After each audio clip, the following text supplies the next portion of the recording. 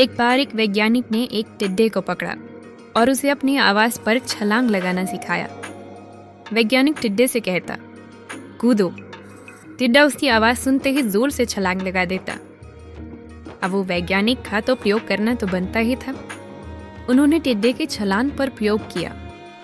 वैज्ञानिक ने उसकी एक टांग तोड़ दी और फिर बोला, कूदो। अब टिड्डे की छलांग की दूरी कम हो गई।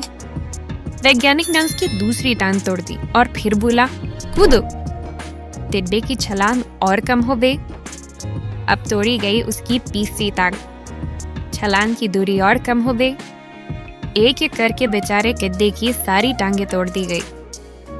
अब आखिरी टांग टूटने पर जब उसे कहा गया कूदो, तो वो हिल भी नहीं पाया। अब वैज्ञानिक ने अपना निष्कर्ष अपनी डायरी में लिखा। जानते हो उसने क्या लिखा? जब टिड्डे की एक टांग तोड़ी गई तो वो थोड़ा बहरा हो गया। जब उसकी दूसरी टांग तोड़ी गई तो वो और बहरा हो गया।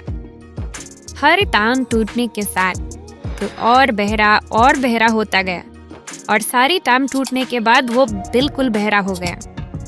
जोर जोर से चिल्लाने का भी उस पर कोई असर नहीं हुआ। वो तो अपनी जगह से हिला तक नहीं।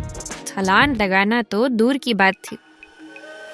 इस कहानी को सुनकर सभी को ऐसा ही लग रहा है ना कि क्या मूर्ख वैज्ञानिक था। इतनी सीधी सी बात उसे समझ में ही आई। या कुछ लोग ये भी सोच रहे होंगे कि ये तो किसी बच्चे को भी पता है कि टिड्डे की छलांग उसकी टांग टूटने की वजह से कम होती जा रही थी, ना कि वो बहरा हो गया था।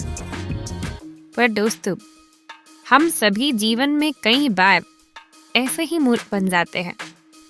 कई बार जीवन में दो घटनाएं एक साथ ऐसे घटती हैं कि उनका एक दूसरे से कोई संबंध होता ही नहीं, फिर भी ऐसा लगता है कि गहरा संबंध है। कभी कभी दिखता कुछ और है, हमें समझ कुछ और आता है और वास्तव में होता कुछ और है। इसीलिए अगर पछताना नहीं है तो जीवन में जल्दबाजी में कोई निर्णय न ले। हमेशा समझबूझ का इस्तेमाल करें, सावधानी बरतें, नतीजे सोच विचार कर ही निकालें। दोस्तों, आपको ये छोटी छोटी कहानियाँ और उनकी सीख कैसी लग रही है, हमें कमेंट सेक्शन में ज़रूर बताइएगा। आप अपने सुझाव भी लिखिए जिससे हम और बेहतर करने की कोशिश करें।